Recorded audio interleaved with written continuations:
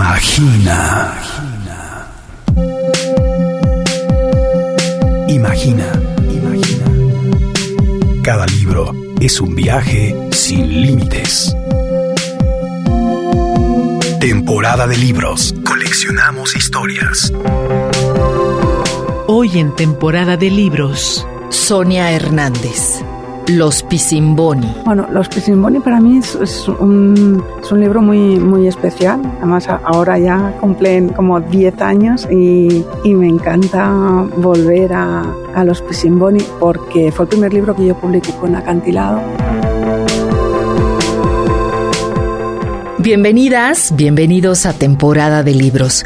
Qué gusto encontrarnos de nueva cuenta alrededor de la escritura literaria en nuestra lengua.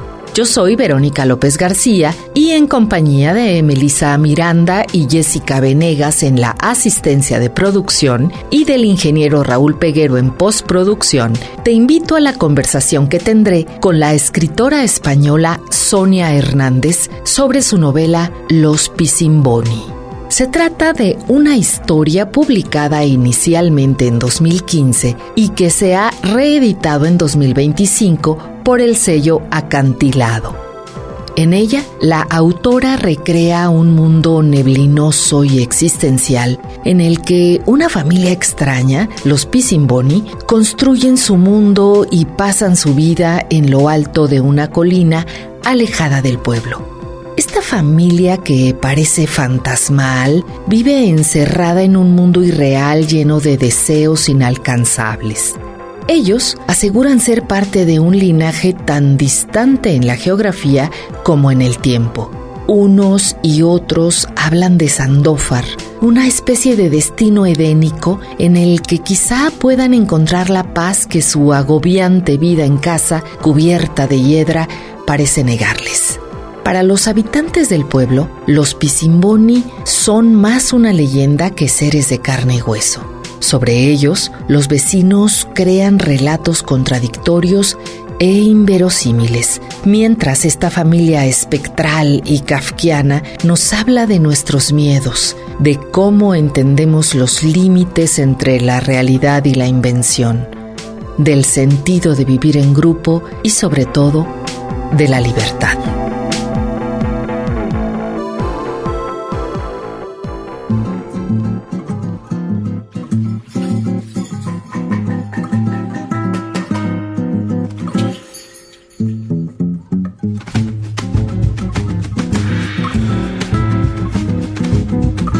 Rita Payés interpreta No digo que no. Yo que no digo que no, pero pienso que no. Y si siento que no quiero sufrir más. Si tú dices que vas, que ya no volverás, que jamás me querrás, yo no voy a sufrir más. Mas no quiero que pienses cada día en cómo sería, No repitas más esta melodía de noche y de día, de noche y de día.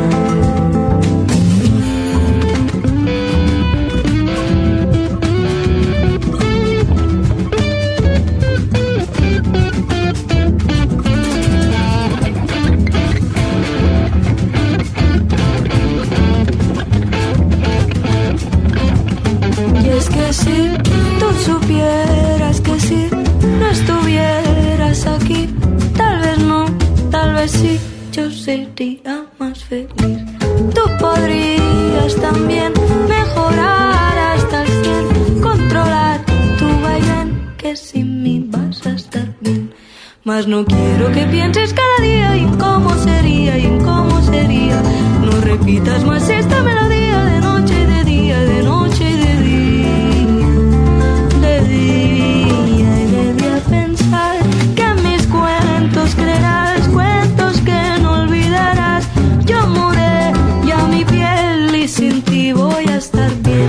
Más bien podrás saber que si existe el querer, has de correrlo a ver y ya nunca más volver. Mas no quiero que pienses cada día en cómo sería, No repitas más esta melodía de noche y de día, de noche y de día.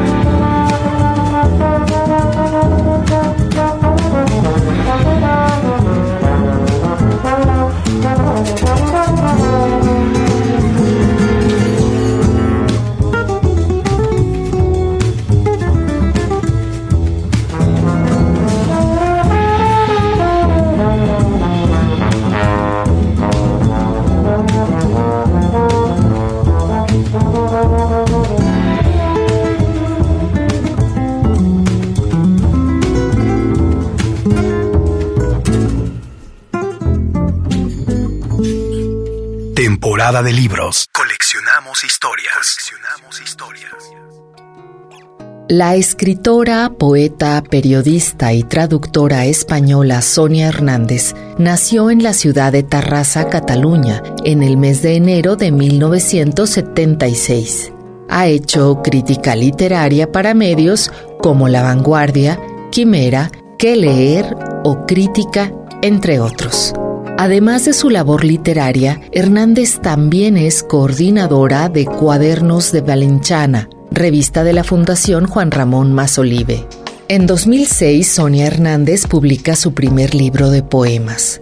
A lo largo de su trayectoria, ha publicado antologías de relatos como Los enfermos erróneos, La propagación del silencio o Maneras de irse, poemarios como La casa del mar y Los nombres del tiempo, y novelas como El hombre que se creía Vicente Rojo, El lugar de la espera, La mujer de Rapallo y Los Pisimboni, que es la historia sobre la que conversaremos con ella en esta ocasión.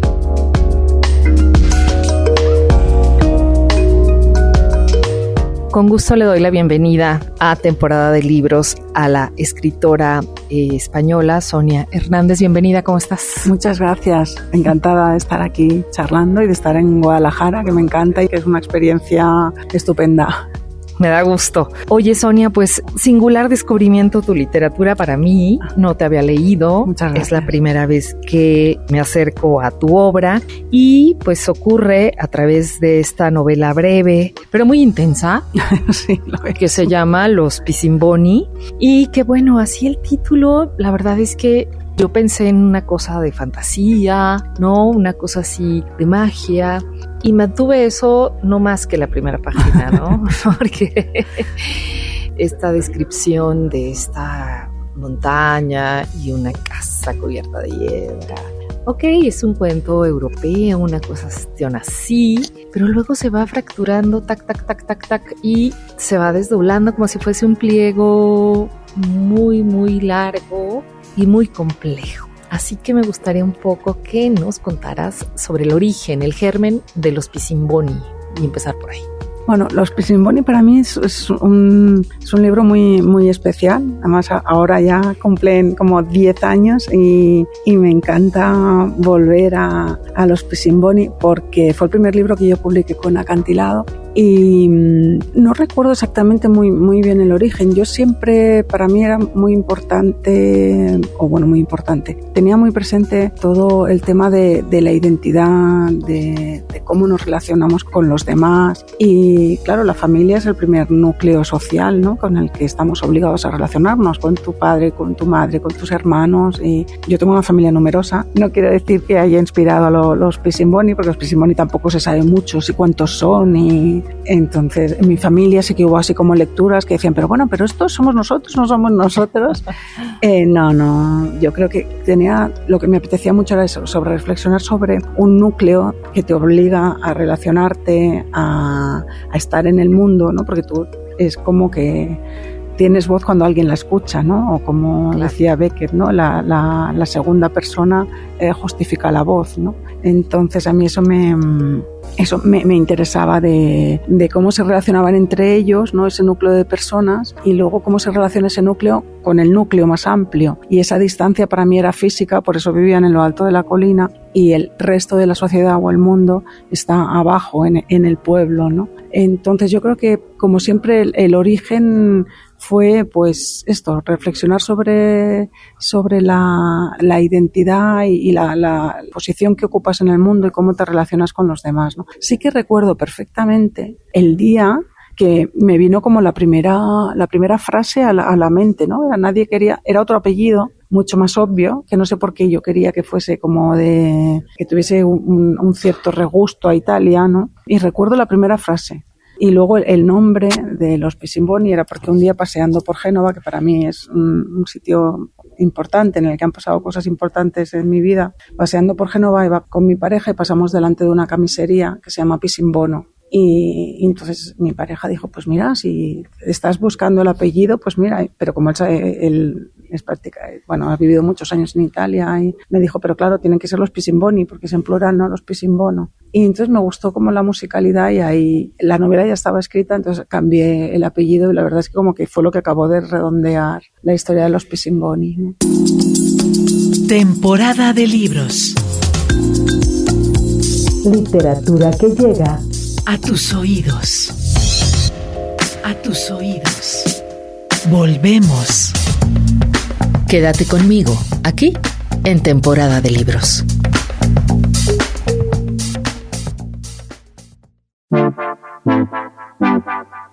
Temporada de libros. Sorbos de literatura para acompañar el caos. Continuamos. Quédate aquí.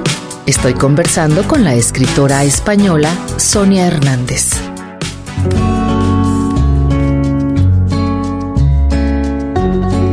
Nadie quería a los Pisimboni. Vivían en una casa cubierta de hiedra en lo alto de una colina, lo suficiente distanciada de las demás casas como para que todo el mundo considerase que vivían fuera del pueblo. Formaban una familia de muchos hermanos y nadie sabía si el patriarca y su mujer, Ignacio y Martina Pisimboni, todavía estaban vivos.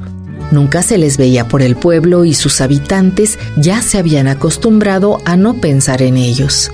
Nadie les quería ni se preocupaba ya por aquella familia. Tampoco ellos pensaban en nadie ni querían a nadie. Desde los balcones de su casa en lo alto de la colina se esforzaban por no mirar hacia el pueblo, sino en la dirección opuesta. No pertenecían a aquel lugar que, por otra parte, nunca los había acogido como merecían. Adversas circunstancias que ya apenas si recordaban habían obligado a Ignacio y Martina Pisimboni a marcharse de la ciudad en la que habían nacido, y donde, si la fortuna no hubiese sido tan traicionera, deberían haber vivido para siempre, porque aquel y no otro era el lugar de los Pisimboni. Lucía, la más pequeña del clan, creía tener las pruebas necesarias para demostrar que no podían proceder de ningún otro lugar que no fuera del sur del país con forma de bota, en el que siempre hacía buen tiempo y la gente era feliz. Los Pisimboni. Fragmento.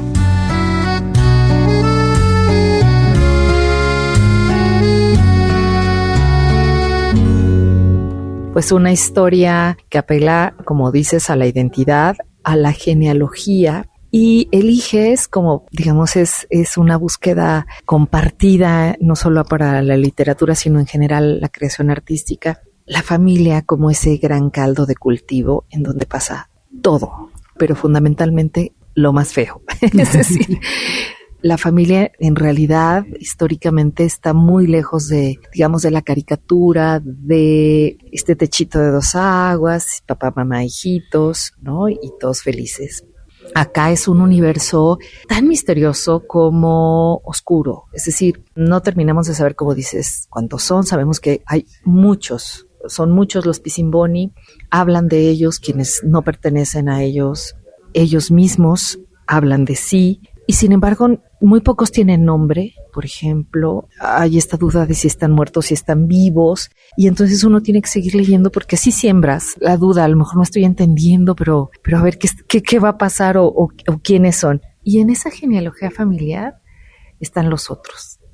O sea, sí está familia, pero también nos construimos por la mirada de los demás. Háblame un poco de estas tensiones entre el pueblo, sus habitantes y ellos. Me encanta escuchar, ¿no?, la lectura que ha hecho. Bueno, es que la pregunta de partida era cómo nos relacionamos con los demás, ¿no?, con la familia. Por eso a veces nosotros mismos también vivimos como en una duplicidad. No eres la misma persona siempre. Entonces tampoco tu hermano o tu hermana o tu padre o tu madre son siempre el mismo. No mantienes la misma relación con ellos, y por eso para mí también era importante el tema de la madre, como que Hay un Piscimboni que es el más audaz, ¿no? Que sale a buscar, y dices, pero bueno, está buscando a la madre, pero si la madre está en la casa, ¿y qué quiere ir a saber? Entonces, lo que descubre, si es verdad, también me interesaba mucho eso, el enfrentar a los personajes con la leyenda de esa familia. Es muy curioso cómo al final todo se va resignificando o todo se va poniendo en su lugar. No sé si es quizá porque como ya por la edad que estoy llegando a los 50 años o lo que está pasando en el contexto general, es como que todo se va colocando, ¿no? Y todo, como decía, se va resignificando. O sea, yo he venido aquí a Ciudad de México a hablar en una mesa de la relación entre España entre Ciudad de México y Barcelona. Y yo hablaré desde el punto de vista del exilio, que es también lo que he trabajado como investigadora. Bueno, yo me dedico a muchas cosas y últimamente pienso que la figura del diletante me acaba por gustar, ¿no? Entonces ahora pienso el exilio. También es curioso porque el exilio, o más filosófico o más psicológico, está en los Piscimboni, ¿no? Es una familia que no sabe de dónde vienen, no son del pueblo, por eso están en la colina, ¿no? Sandoval, pero eso ni siquiera para ellos, por lo menos acá de este lado como lectora, me queda claro si ellos no saben dónde está, asumen que está, ¿no? En Italia, por supuesto, pero creo que tampoco están seguros de que exista. Claro, es el tema de la mitología y la leyenda que incluso en nuestras familias, ¿no? Hablabas bueno, perdona, me he pasado al tú, porque en España es que enseguida nos pasamos al tú, perdón. Entonces, como decías, el tema de las genealogías, ¿no? Las genealogías, al fin y al cabo, hay mucha leyenda o hay mucho de dónde venimos, sí, bueno, te pueden decir, pues tu bisabuelo, tu tatarabuelo, era tal, ¿qué recuperas, qué no recuperas, qué te ha llegado? Ahora hay muchísimos autores escribiendo sobre la herencia del trauma, ¿no? Y yo creo, ahora me doy cuenta, y yo seguro que cuando escribí los Piscimboni, en ese momento o estaba latente o yo no era consciente, pero yo ahora me doy cuenta de que en España ha habido una dictadura de 40 años, si es que ha acabado. Y entonces ha habido mucho silencio, ha habido cosas que la gente no contaba por precaución, por miedo, para protegerte. Y entonces se han dado muchas cosas por sabidas, se ha sustituido la leyenda por la historia, o sencillamente el silencio, o sencillamente el consumo, ¿no? Pues venga, España entra en el consumismo, en el desarrollismo, de repente en este capitalismo desaforado.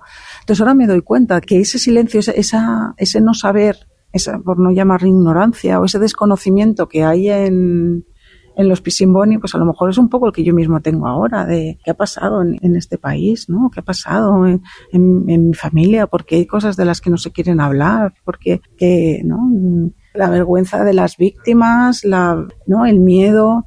Entonces yo creo que todo eso está y a lo mejor yo necesitaba hablar inconscientemente de todo eso y por eso yo me creé mi leyenda, igual que todo el mundo. Y luego pues también yo creo que en el momento en el que yo estaba viviendo, trabajando en el ayuntamiento, veía cosas extrañas y decía, pues yo esto, ¿qué es la administración, ¿no? ¿Y qué es el poder? ¿Qué es la Casa del Pueblo? Y es una novela que dio pie a muchas interpretaciones. Por eso a mí me fascina ver cuando la gente lo ha leído, y primero porque piensas qué bonito que la han leído, y segundo por las interpretaciones que da, ¿no? Hubo quien la leyó como una defensa clarísima sobre el comunismo, hubo quien la leyó como una defensa, todo lo contrario, como una defensa del totalitarismo. Yo no pretendía hacer ninguna defensa de ninguna política.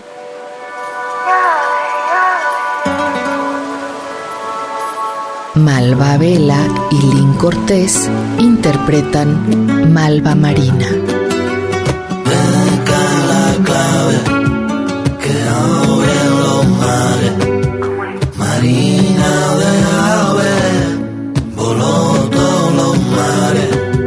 La niña quería florecer, pero Neruda no la vio crecer.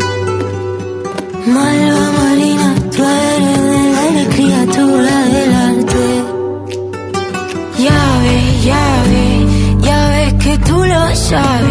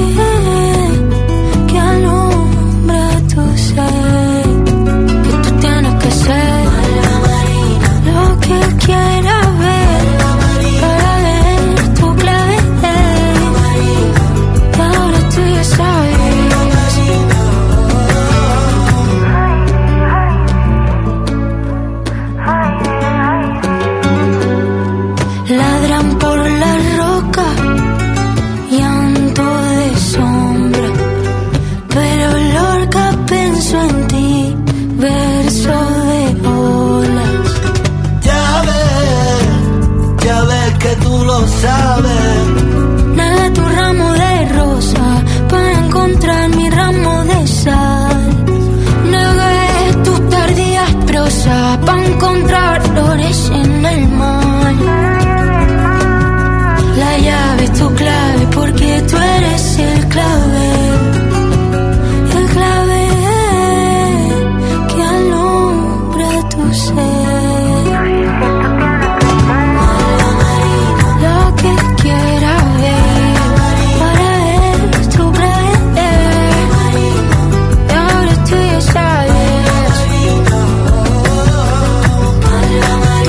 Rosa para mi pena, por dejarme abandonar. Con la espada y el clave, que tú tienes que ser. Malva marina, tú eres del aire, criatura del arte. Temporada de libros. Coleccionamos historias. Estamos conversando con la poeta y narradora catalana Sonia Hernández.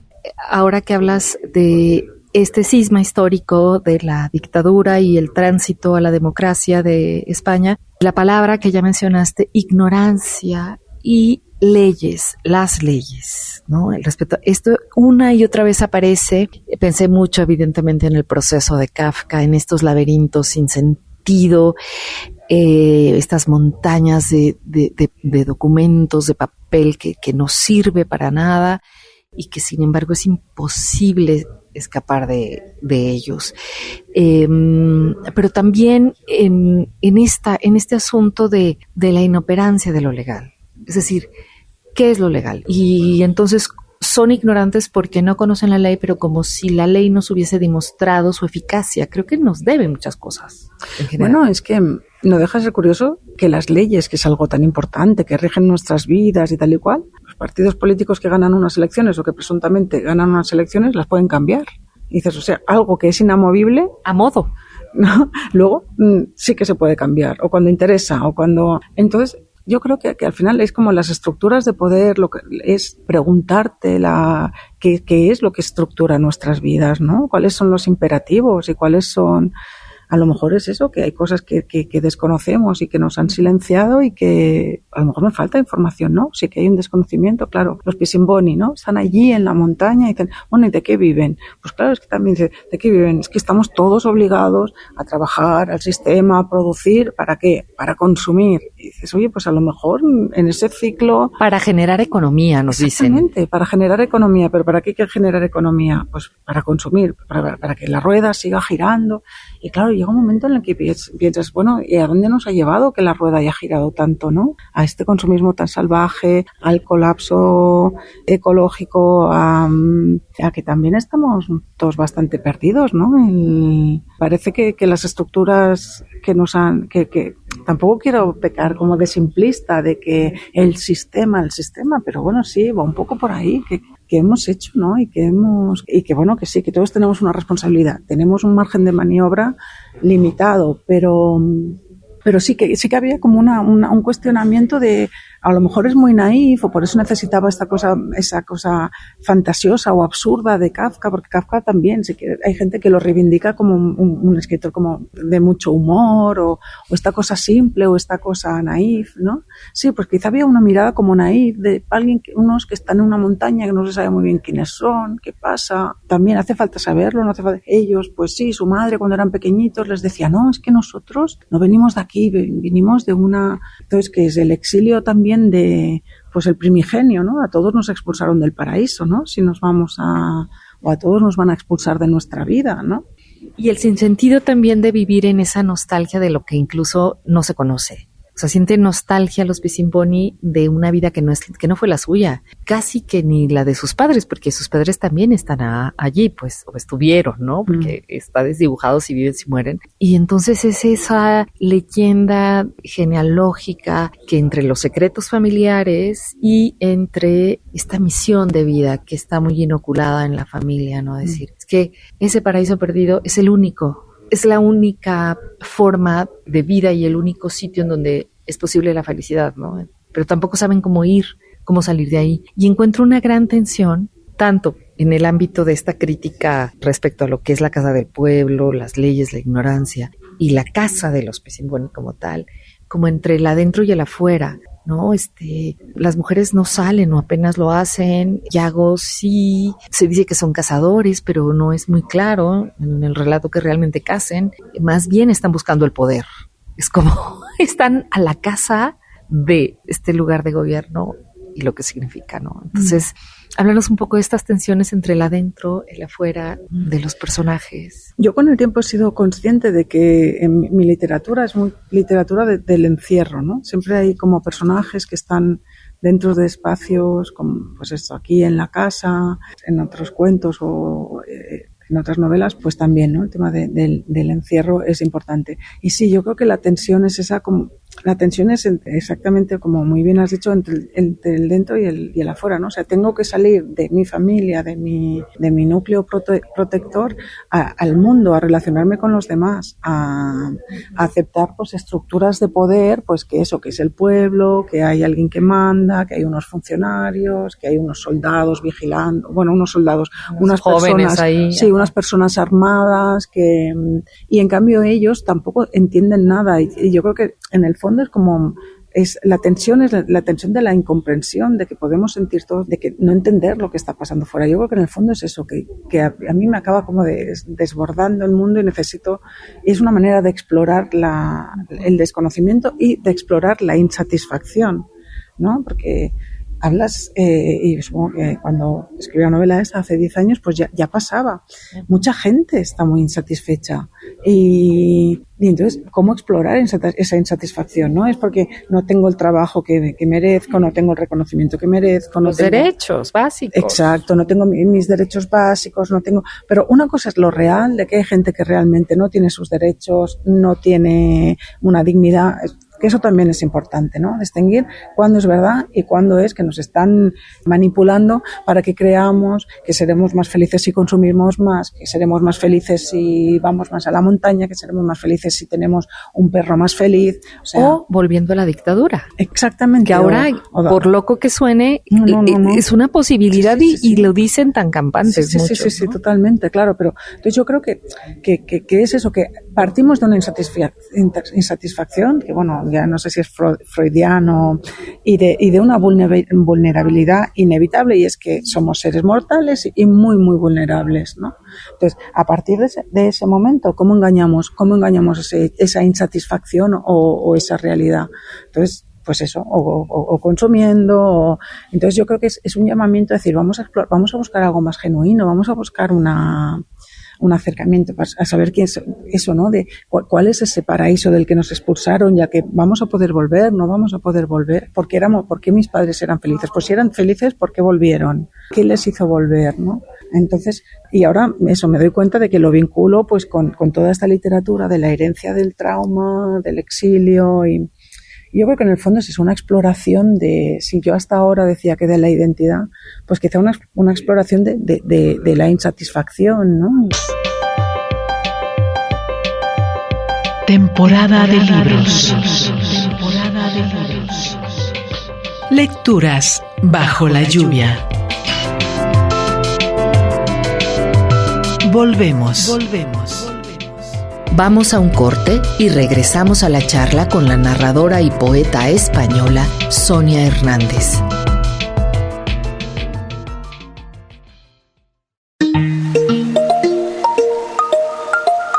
Temporada de libros. Lecturas con música de olas. Continuamos. Estamos conversando con la poeta y narradora catalana Sonia Hernández.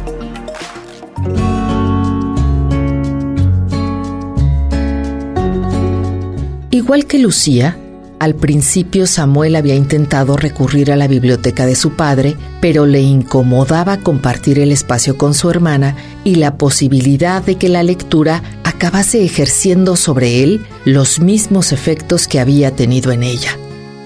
Además, los Pisimboni eran muchos y la casa no era demasiado grande, por lo que habían tenido que aprender a huir de la promiscuidad para ganarse un espacio propio, lo que nunca era fácil.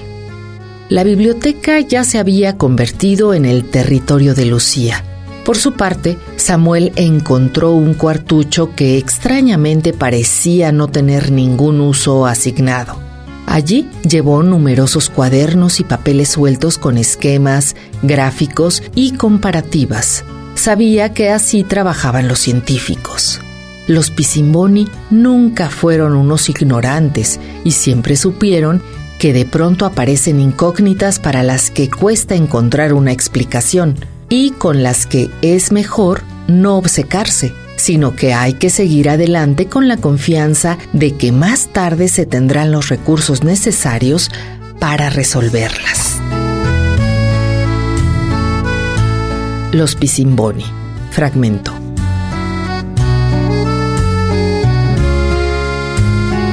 Temporada de libros. Coleccionamos historias.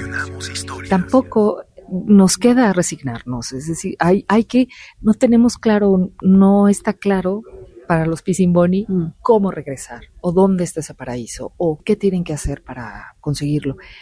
Pero lo que sí tienen claro es que tienen que moverse, es decir, hay que hacer algo, pues. No sé cuál es la fórmula, pero hago algo. Y creo que por ahí es el camino. A veces uno siente que la sociedad ya se venció, tiró la toalla, y luego encuentra uno iniciativas, gente que resiste de maneras inteligentes, colectivas, y bueno, se abre la puerta de la esperanza. Y todo esto también está aquí en los Pisimboni. Y yo pensé mucho también en el surrealismo, pensé en Buñuel, en el ángel exterminador. Me encanta, me encanta. Estos personajes que no saben por qué no pueden salir. O sea, no hay nada que físicamente impida, no hay un saber, un dicho que compruebe que es una temeridad salir, que es riesgoso, pero no lo hacen. Y así sentía a tus personajes que, ¿por qué no se van a Sandora? ¿Por qué no? ¿Qué pasa? Qué bueno, me encanta, porque me encanta la película de Buñuel. Buñuel en general me inquieta, me da un poco de grima, pero El ángel exterminador me encanta. Y eso, ¿no? Ese misterio de por qué no se mueven. El libro que publiqué ahora justo hace un año en Acantilado se llama Ejercicios de inmovilidad. Y son personajes que están ahí, que todo es pura especulación, darle vueltas, y no se acaban de mover, ¿no? Y a mí eso me interesa, porque creo que sí, que en el fondo tenemos que hacer algo. No es fácil, quizá la especulación, quizá el escribir, quizá el leer ya es un primer paso, ¿no? Ya es un tipo de movimiento, pero sí, efectivamente hay que hacer algo, y no siempre lo que nos digan.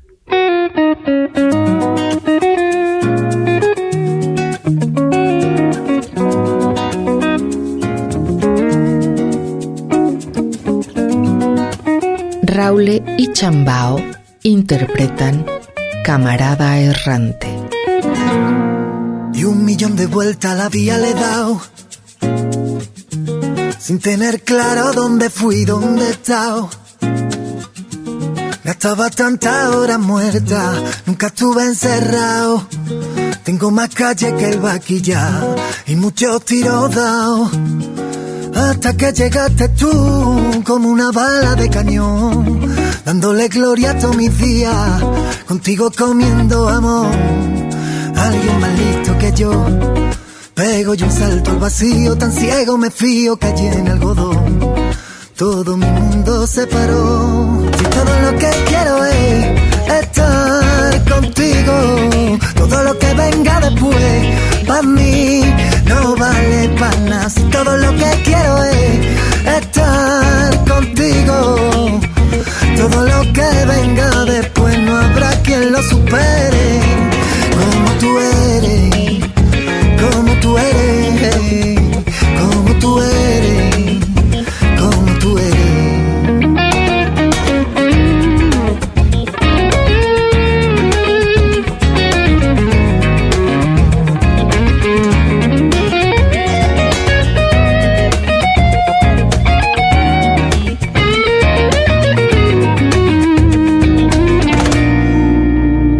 Falta lo que tienes tú, un socio pa' mi corazón en ruina, un aliado que me señale donde me han puesto las minas, un punto muerto a cada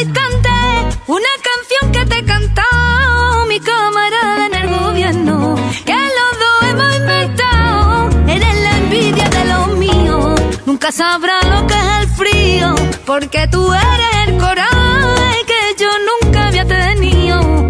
Si todo lo que quiero es estar contigo, todo lo que venga después, pa' mí no vale pa' nada. Si todo lo que quiero es estar contigo, todo lo que venga después no habrá quien lo supere. Si todo lo que quiero es estar contigo, todo lo que venga después, pa' mí no vale pa' nada. Si todo lo que quiero es estar contigo, todo lo que venga después no habrá quien lo supere.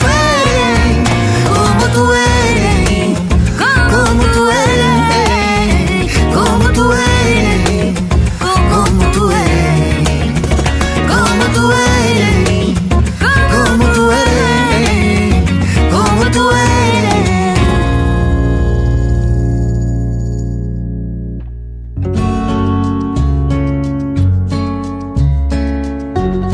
Basora no era tan fuerte como sus hermanos, y por eso a veces también sentía que ya se había agotado toda su vitalidad.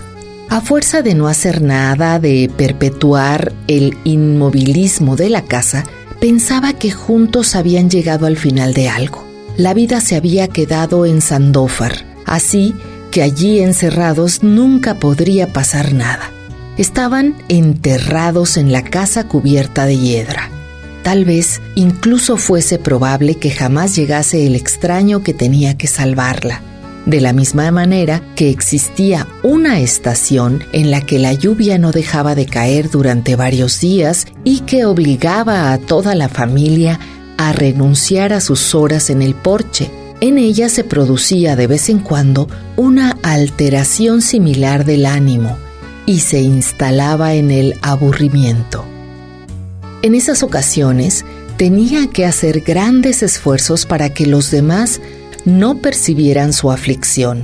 Durante los días normales, sus movimientos eran casi mecánicos. Sentarse, con la mirada perdida en algún punto indefinido porque no quería ver nada, en una de las sillas del porche, en un diván del salón, en el sillón de lectura de la biblioteca o en una de las camas del dormitorio de las chicas, y concentrarse en sentir cómo el aire circulaba por su interior. La vida dependía de la respiración. Debía de ser capaz de centrar en ella toda su atención. En aquella terrible quietud no había nada más importante que vigilar el movimiento de sus pulmones para que no se detuvieran y le siguieran recordando que estaba viva. En cambio, los días ocupados por la crisis de aburrimiento eran mucho peores. No conseguía acostumbrarse a esas etapas que sabía inevitables. Durante todo el día podía sentir cómo su ánimo se iba llenando de humores negros. La nostalgia no reportaba ningún placer y la invadía una melancolía densa que la empujaba hacia profundos abismos y anulaba las sensaciones percibidas por los sentidos con las que habitualmente se construía la realidad. Sí, la melancolía era exactamente como la describían en algunos libros. Los Pisimboni, fragmento.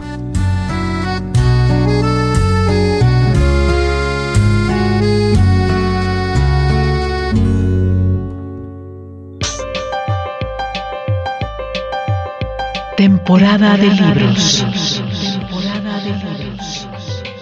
Lecturas bajo la lluvia.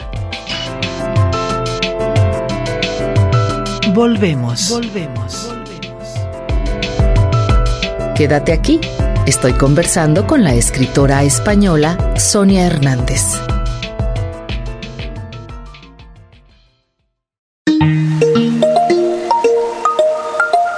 Temporada de libros. Lecturas con música de olas. Continuamos. Estamos conversando con la poeta y narradora catalana Sonia Hernández. Y por eso están los libros, justamente, porque sí nos ponen en movimiento. parece que no, que es una actividad eso de absoluto ocio y que se tiene que realizar cuando no hay nada, pero nada más que hacer. En realidad es una forma de resistir, es una forma de conectar con ideas de otros y de hacerlas más grandes, ¿no? Para generar movimientos. Y aquí, la prosa, también hablando de las referencias, pensé incluso en Gogol, en el realismo ruso. No sé si ubicas el relato del abrigo. Bueno, es un relato muy corto de Gogol y tiene que ver con también este universo burocrático, o sea, esa Rusia esclerótica, rígida, ¿no? Y un funcionario allí, pobrecito, ¿no? Que sueña con tener un abrigo, pues, ¿no? Pero está metido en un sinsentido que son estos días iguales, ¿no? Estos hombres que eran realmente copistas, ¿no? Haciendo documentos. Y luego también llegué allá con los Pisimboni, es decir, todo este edificio brutalista. Háblame un poco de esas referencias, si están, si no, y a lo mejor es tu propia experiencia, que evidentemente de ahí sale, ¿no? Y tú hablabas de haber sido o ser funcionaria. Sí. Yo trabajo desde el 2006-2007 en una administración pública local, aparte de otras cosas, y que intento combinarlo con cosas que me estimulan y claro, es constante, te encuentras con, sí, como decías, ¿no? Con la administración, los imperativos, las cosas inamovibles, las leyes, los funcionarios. Entonces sí, te planteas realmente que el sentido de todo eso, ¿no? De toda esa estructura, de toda esa maquinaria. Y yo creo que sí, que aquí en los Pisimboni pues sí, había una parte de eso y también como un deseo de trascenderlo, ¿no? De no recrearme en representar todo eso, en reflexionar sobre eso, sino quizá por eso la tensión de que no puede ser. Sí, quizás son dos extremos, entre la administración que te dice cómo tiene que ser todo, esa que al final muchos funcionarios no hacen más que mirarse las manos, que tampoco es un poco como ¿qué tengo que hacer, no? ¿Qué puedo hacer y qué tengo que hacer? Y la total libertad que hay en la casa de la colina, que no sabe muy bien lo que hacemos. Esta mi experiencia, recuerdo, no sé si es por aquel entonces que leí Las almas muertas. Bueno, Kafka lo he leído así, como decía antes, muy indisciplinadamente, no lo he seguido así. Pero sí que es verdad que yo soy muy permeable, soy muy indisciplinada, ahora me voy picoteando, ahora me interesa esto, ahora me interesa lo otro, pero yo sí que creo que eso va calando, ¿no? Y al final las referencias salen. Y aquí quizá en los Pisimboni pues está un poco todo eso, ¿no? El exilio, la identidad, la administración. Y sí, yo supongo que el hecho de mi experiencia laboral y mi obligación de trabajar pues está ahí. Y otra cosa, aparece mucho la palabra teatral y una de las cosas más difíciles en las artes, no solo en la literatura, sino en las artes escénicas, en la pintura, es la creación de ambientes, ¿no? Es decir, cómo creamos ese lugar para que llegue el espectador o el lector y entonces se sienta ahí, donde yo quiero que esté, ¿no? Y eso es difícil, eso es complicado. Y más allá de que lo mencionas, porque aparece varias veces la palabra y como una puesta en escena, referencias al teatro. Y efectivamente son las escenas muy, muy teatrales en esa casa del pueblo, que es oficina, es el ayuntamiento, es la casa de gobierno, ¿qué es eso? Es una oficina de qué, ¿no? De predial, y luego los diálogos, y luego las entradas y las salidas y las escenas estas tan dramáticas con las mujeres y sus ataques, ¿no? Cuéntanos un poco. Bueno, a mí me gusta muchísimo el teatro. Yo cuando hablan de las influencias y no sé qué decir, yo creo que hay una dramaturga española que me interesa muchísimo, que es Luisa Cunillé, que también habla de espacios así cerrados y que creo que a mí me ha influido mucho porque me interesa mucho y hay un reconocimiento. Cuando veo su teatro o leo su teatro, hay un reconocimiento. Y entonces para mí el hecho de crear las atmósferas era porque a mí me interesa mucho como las percepciones sensaciones, ¿no? O sea, más que narradora de pues ahora pasa esto, es mucho desde el punto de vista que sienten los personajes, que están pensando en función de lo que sienten, de lo que oyen, de lo que ven, ¿no? Más que decir, pues esto, ¿no? Cómo son los espacios o cómo son lo que es, cómo los están, cómo se sienten, cómo que, ¿no? Si pueden respirar, si no pueden respirar, si sienten su cuerpo, si no. Entonces yo creo que en el momento que haces algo así como tan impresionista, pues a lo mejor puede haber es más fácil que se produzca una identificación de quién lo está leyendo, ¿no? Porque lo estás llevando a esos sentimientos y esos sentimientos o esas sensaciones vienen provocadas por los espacios, y en cuanto al movimiento, pues yo creo que igual, ¿no? Vienen condicionados por el espacio. A mí me interesaba mucho pues los encierros, no deja de ser el encierro de la casa de arriba y el encierro de la casa del pueblo y el encierro de la administración, ¿no? Es pues cómo se mueve esa gente allí encerrada pues para relacionarse, para hacer algo, porque al fin y al cabo eso, ¿no? En la vida pues algo tienes que hacer, no puedes estar inmóvil, ¿no? Y entonces un poco es eso, siempre partir como de lo que se percibe, de lo que se siente. Y estoy agradecidísima por esta lectura tan minuciosa y bueno, y hay cosas que me sorprende mucho escucharlo, ¿no? Porque siempre es enriquecedor escuchar cómo lo ha leído otro, ¿no? Pues muchas gracias, Sonia Hernández. Hemos corrido el telón de tu obra con Los Pisimboni y esperemos seguirle la pista para que nos encontremos en más ocasiones posteriormente y nos compartas, porque has escrito bastante y nos gustaría leerte más y mejor. Muchas gracias. Al contrario, muchísimas gracias por esta lectura y este rato. Muchas gracias.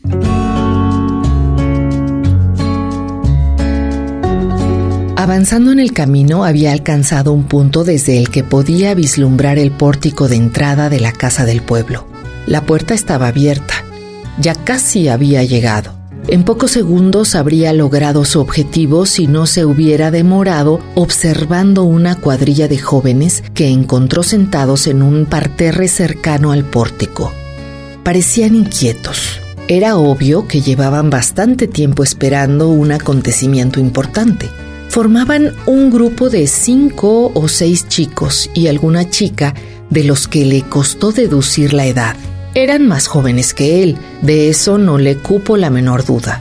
Tal vez hacía poco que habían traspasado la barrera de los 20 o les faltaba poco para hacerlo. Seguramente él les parecería un viejo. Le habían mirado con una expresión que tanto se podría interpretar de miedo como de extrañeza. Tuvo la certeza de que le saldrían al paso y le provocarían algún quebradero de cabeza. Eran muy jóvenes, pero tenían la fuerza intimidatoria del grupo. Además, iban armados. Cada uno de ellos cargaba con un verdadero arsenal. Yago no había visto nunca de cerca algunas de aquellas armas. Tal vez fuese por el peso del cargamento por lo que parecían tan agotados. Sus rostros, especialmente las bolsas negras debajo de los ojos, evidenciaban que aquella noche no habían dormido nada. Obligados a la vigilancia de la entrada de la casa del pueblo, olían mal, podía percibirse desde lejos. Llevaban mucho tiempo allí, responsables de impedir que ningún Pisimboni se acercase. Había vuelto a circular el rumor de que uno de los miembros de la familia de salvajes quería asaltar la principal institución del pueblo para someter a sus habitantes. No era la primera vez que sucedía y, como en las ocasiones anteriores, los vecinos no se lo iban a poner fácil ni se iban a entregar de buenas a primeras. Habían organizado muchos retenes de voluntarios ciudadanos que les esperarían para recibirles como los salvajes se merecen. Ni el ejército ni la policía habían entrado aún en acción. Se reservaban para cuando la situación pudiese complicarse. Además, a los Pisimboni debían enfrentarse los propios ciudadanos. Era un deber cívico. De momento, bastaba con que los mismos vecinos fuesen capaces de cortarle el paso al intruso. Los Pisimboni, fragmento.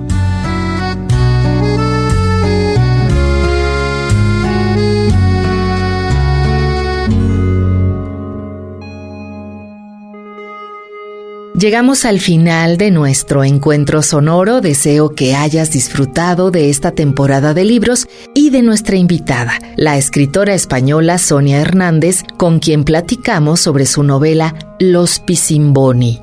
Puedes encontrar información sobre nuestro programa en la página de Facebook Temporada de Libros. Conéctate y síguenos la pista. También puedes descargar nuestro podcast en Spotify y en la página de Radio UDG. A mí me encuentras en Instagram como veronica.press con doble S. Soy Verónica López García y te deseo un gran día y mejores lecturas. Imagina. Cada libro es un viaje sin límites. Temporada de libros. Coleccionamos historias. Gracias por tu escucha.